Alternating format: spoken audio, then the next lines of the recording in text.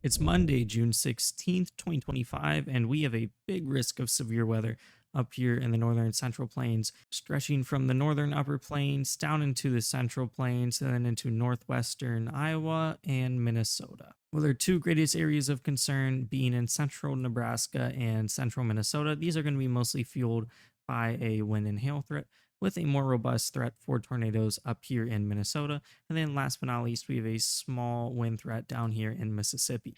We have a 2% marginal tornado threat stretching our entire risk area with a more robust 5% slight risk of tornadoes up here in Minnesota. And our wind threat is going to cover a larger area, stretching down from the northern upper plains into the central plains into northwestern Iowa, then Minnesota, with a 30% moderate hatched risk of wind up here in central Nebraska, that being our main area of concern for today. And then, of course, our little 5% slight wind risk down here in Mississippi. And we're going to have a pretty widespread risk for large damaging hail also up here in our northern to central plains risk area, stretching from our northern upper plains into Nebraska, then up into Minnesota, with that being our main corridor for severe weather today. And this weather pattern is kind of uptrending by the day. We're expecting more severe weather out here in the central plains and a little blotch out here in the mid-Atlantic, with their main focus being in central to southeastern Kansas tomorrow. This is expected to bring all hazards of severe weather as well. And then we have a day 3 slight risk of severe weather extending from the southern plains up into the Midwest. And then lastly, the SPC has gone ahead and issued a 50% slight risk of severe weather for day 4 out here in the Mid-Atlantic. Here's our simulated reflectivity via the HRRR, and we can see our first signs of organized convection out here in Minnesota associated with a low and a cold front and a warm front, and back here in Montana around midday. Our Minnesota risk area looks like it's going to organize into a line of embedded supercells by mid-afternoon, posing that all hazards risk for this region. And then back here in Montana, we're also looking like we're going to get more of a discrete nature and organized supercells, also bringing that all hazards threat, but our most robust tornado threat and hail threat is going to be up here in our Minnesota region during this time period. And then moving into the later evening and afternoon, we can see we start to get more storms out here along our cold front slash outflow boundary. And that is when these storms out here in our northern upper plains region will kind of maximize in strength before they get undercut by that cold front moving southward. Moving a little further south,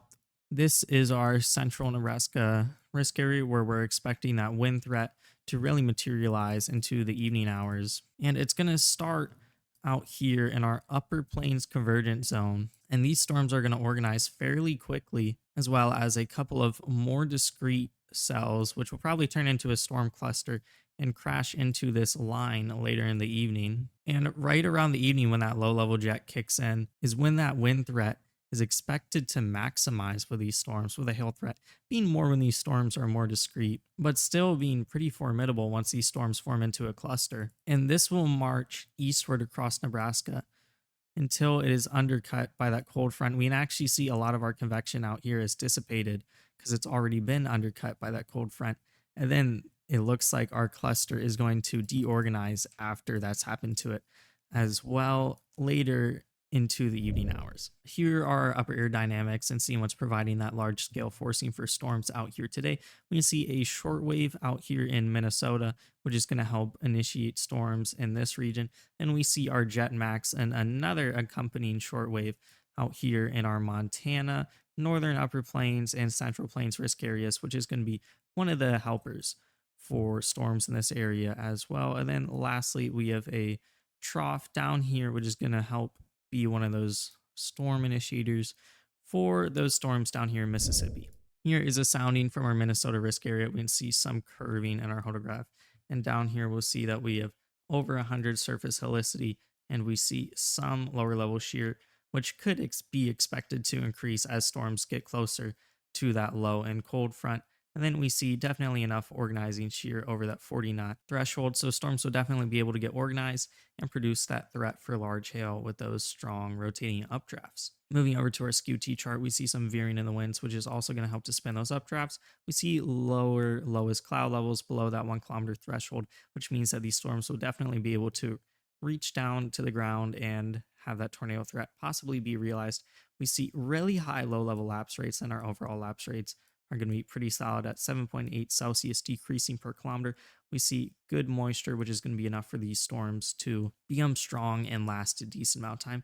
We see some drier air aloft, which is going to help to increase the speed of those downdrafts and bring that severe wind risk. And then we also see a decent a bit of cape right here at our freezing level, also helping with that large hail risk. And then our overall cape is going to be eclipsing 4,200, so definitely more than sufficient out here. Our surface cape is going to be close to 100, so that's going to help bolster that tornado threat today. Our precipitable water is going to be 1.53 inches, which is going to help to increase the strength of those downdrafts and is going to help with that large hail. So overall, definitely a region that's capable of producing all hazards of severe weather today. And here is our central Nebraska risk area. And other than our deep layer shear, which is definitely lower than what we'd like to see, we'd like it to be closer to that 40 knot threshold when it's situated at around 30. This is a pretty absurd environment for strong winds and large hail. So starting at our hodograph, we have a pretty straight hodograph. Our lower level helicity is super low and our low level shear is super low. So that tornado threat is going to be mostly off the table out here. We see some veering in our winds, which is going to help to spin those updrafts. Our lowest cloud levels are going to be higher up, which helps to increase that wind threat. Our low level lapse rates are going to be really high, and then our overall lapse rates are going to be 9.5 Celsius per kilometer, which is absurd. We see some dry air loft, so favorable mixing for that increased downdraft strength and higher wind threat. And then our caper instability is just off the charts at over 6,200. Then our mixed level cape is over 5,500, right near where that freezing level is. So that threat for extremely large hail is absolutely on the table today. Now, one interesting thing we do see is some surface cape out here. So although tornadoes are extremely unlikely, they're definitely still possible in this region. And then our precipitable water is going to be 1.69 inches, which is going to help to accelerate those downdrafts and feel that large hail threat. And our downdraft cape is going to be absurd at above 1700. So in summary, this is going to be a really conducive environment for large hail and damaging winds, and even possibly tornadoes, although that threat is going to be extremely low. So the main factors or limiting factors for this region is going to be lower organizing shear and how soon that cold front will kind of undercut these storms and disorganize them completely.